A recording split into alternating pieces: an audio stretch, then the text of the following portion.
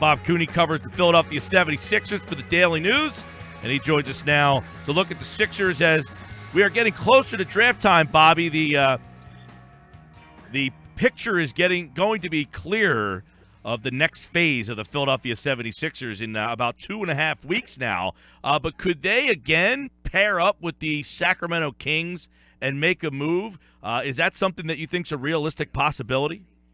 Yeah, it's funny, Mike. Whenever I get like emails or tweets from fans talking about trades and all that kind of stuff, two things. One, I hate doing it because I just think it's a waste of effort because you have no idea what another GM of a city that you're not even in is thinking. So it kind of rubs me the wrong way, but it's fun. There's no doubt it's fun to do. But the other thing I do is always I take the other side of the ledger. You know, everybody here thinks, what would the Sixers do? What would the Sixers do? Now, Sacramento is a weird case study because they've just done things that have been mind-blowingly dumb over the last few years. But that being said, where they are now, the trade of DeMarcus Cousins, they're kind of in a rebuild. My thought is, yeah, if there was a game changer, if I'm Sacramento, if I feel there's a game changer, a total absolute organizational changer at 3, then sure, I would do it. But my thing is, I'm looking at Sacramento and I'm thinking, if you're in kind of a rebuild, I want players and I want as many good ones as I can. And this is a draft that has pretty much from 1 to 10 some pretty good players. So I don't know if I would do it if I was Sacramento. I really don't. I would think I would rather get 5 and 10 as opposed to move up and get 3. You know, what are they going to get at 5 and 10? They could get some really good things. And I don't think there's going to be an absolute difference maker at number 3 that's going to be so much better than what you would get at 5 and maybe a project at 10. So if I'm Sacramento, I'm not doing it. Now, does that suggest that if you're Brian Colangelo and they make that call, you say no-brainer? Or is there someone at 3 for Philly that fits what they need more so than if they were at 5? Yeah, you know what? It has to be Brian Colangelo has to be looking at this draft. And if he's looking at it that there is a huge jump from number 3 to number 5, then obviously they have to stand pat. And they have to stay there and take the guy who they think is best, whether it's if he thinks Josh Jackson or De'Aaron Fox is just way better than a Jason Tatum, a Dennis Smith Jr., you know, some Malik Monk, someone like that they could get at 5, then they have to stay at 3. But if they think it's just pretty even after you leave Markelle Fultz, that everybody else is kind of in the same mix, well, then sure, then it's a good idea to move back. You know, you could get an Isaac at 10 that could be a project down the road, but it also could be a thought. Well, how many more projects down the road do you need? I mean, you already have a Timothy Luau-Cabarrot. You have a Furkan Korkmaz. You know, you have some guys that are pretty much projects right now. Are you more looking to shore up that 1 through 8, 1 through 9 spots?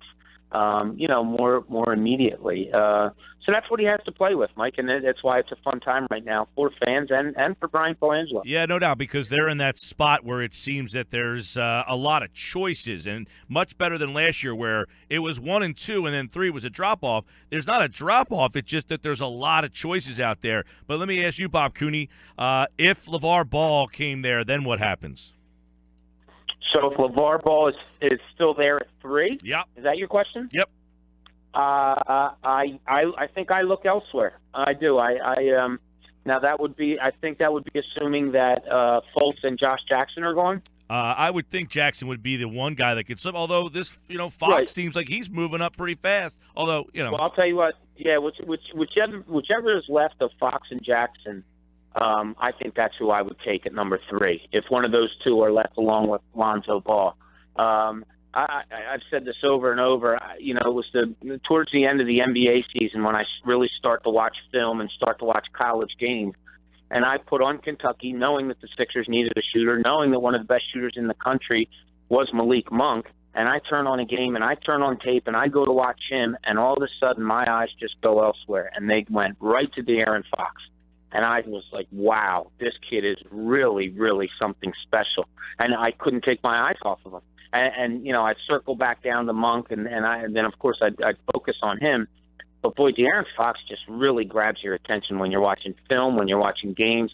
He just looks to me like when you've seen as many NBA games as I have, sometimes you just watch guys and you're like, it's not even anything specific, Mike. It's just, all right, yeah, that's an NBA player that's going to do something. He has that. I mean, that's what I see out of him.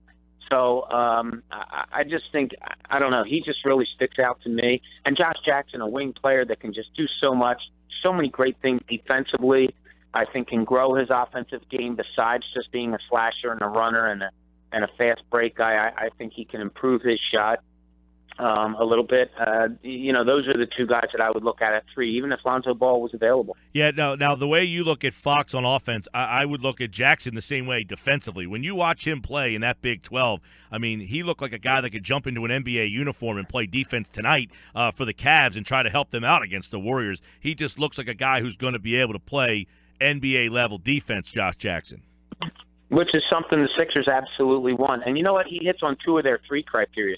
He can also run the floor offensively and get to the basket a little bit. And that's something that they want to do. You know, people keep talking about Ben Simmons, point guard, and they envision, like, coming back, getting the ball, walking the ball up the floor. That's not what the Sixers are looking at, and that's why they're saying he can be their point guard.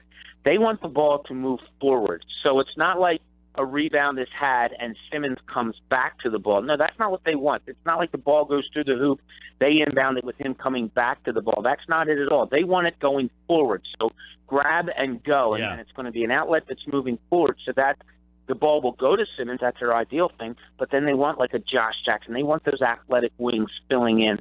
And if that's the case, if they do go with a Josh Jackson, a De'Aaron Fox, well, then they're going to have to hit shooters in free agency because that's still a huge deficiency that they'll have. And that is where I don't know how much were you at the Summer League at all last year? I mean, you were in Vegas, right? Yeah, I was in Las Vegas, yeah. I mean, I know it's not great competition, and I know it was very limited. But the intuition and the court vision that Simmons had was, I mean, if people are saying he can't do what he's being asked to do simply because of his height, I think you didn't watch him play. And some of the passes and just knowing where guys were on the floor, I don't even think the guys he threw the passes to knew where they were on the floor, and he somehow got them the ball. No, yeah, that happened a lot. I mean, I don't know how many times balls hit guys in the chest, in the head, in the back, simply because they weren't expecting him to either be able to throw it or assuming they were, open the way they were. The point guard spot's just going to be tricky because, defensively how they're going to do it. And I've said this over and over. I really think you have to pair a point guard type guy in the backcourt with him, someone that can cover the other point on defense, a guy that knows how to play offense.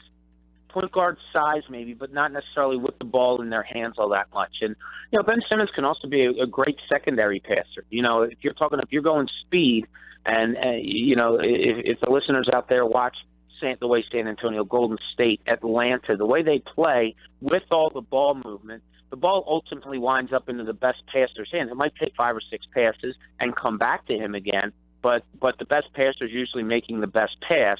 So it's not necessarily has to have the ball in his hands to begin with. It's just that it works to him to make the pass that leads to ultimately a basket. Bob Cooney, Philadelphia Daily News. I know Furkan Korkmaz is in town. He'll speak on Monday. Give the listeners a little background on the story there. I mean, he wants to play. It seems like the Sixers are kind of giving him the Heisman there a little bit. They want to hold him off, but they want him to play in the Summer League?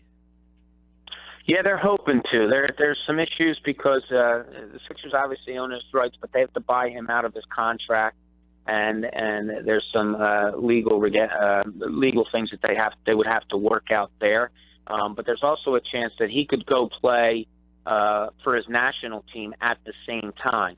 So Brian Colangelo said the other day, would I rather him play for his national team, which is unbelievably good, obviously competition, older players, and he would able to get really good experience there. He said, which is great, but Colangelo said, but I'd also like for him to be in the Summer League with us where we can really see him.